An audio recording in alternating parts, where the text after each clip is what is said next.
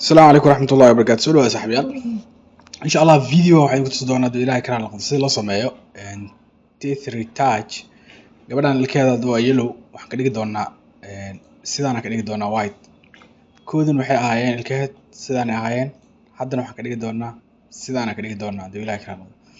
waxaan sameeynay teeth retouch aan sameeynay marka sidee loo sameeyaa marka simple waaye sawirkan aan iska tiro aan soo gashto midka asalka ah waa kan midka asalka ah kan oo ahaa markaa fiirisid sawirkan waxaan ku sameynaynaa kood talaabada ugu horeysa aan qaadan waxaa waaye duplicate aan ka sameynaynaa si aan dhow aan u helno before iyo after oo markii sawirkan wax ka bedelno inuu isbedel laacin kale si aan ogaano aan u sameysanay duplicate kan intaas markaa sameyno midkan kore asoo noo dooran waxaa tagi doonaa halkaan aan tagaynaa dodge tool ayaan tagaynaa kadib marka halkaan tagno waxaa kasii tagaysaa isla dodge tool aad ka tagaysaa dodge toolka markaa tagtid halkaan iska fiir marka meeshaan inay ku dooran tahay meeshaan iska hubi meeshaan waxaa ku jiro shadows midtones iyo highlights ka ku jirto marka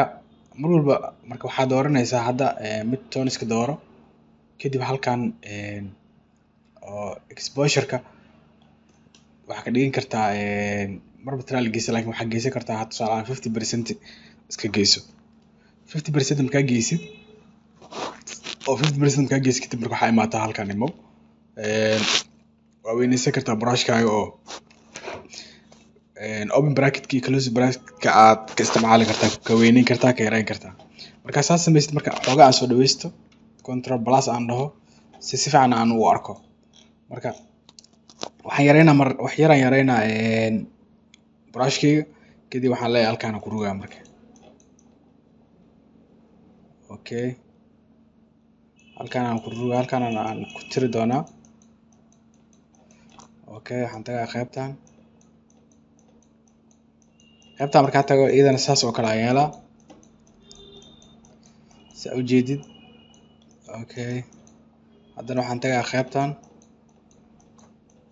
very simple haddana waxaan tagaa qaybtaas haddana waxaan tagaa qaybtaas dambe ilaa qaybtaas haddana sidoo kale qaybtaan aan imaanaa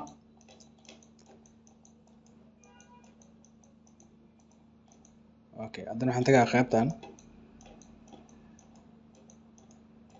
okay haddana waxaan tagaa waxaan yareynaa brushkii cabirkiisa aan yareynaa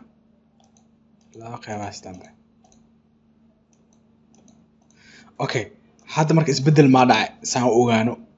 waxaan xiraa ishaan xiraa saan u ogaano isbedel lacayn kale waa ka asalkiisa saan ahayd haddana waxaan ka dhignay sidaan aan ka dhignay waa fahantaa rajeyna marka hadda artid qof ilkiisa ina cadeysid very simple qaabkaas oo mari doontaa waa koodi sidaan ahayd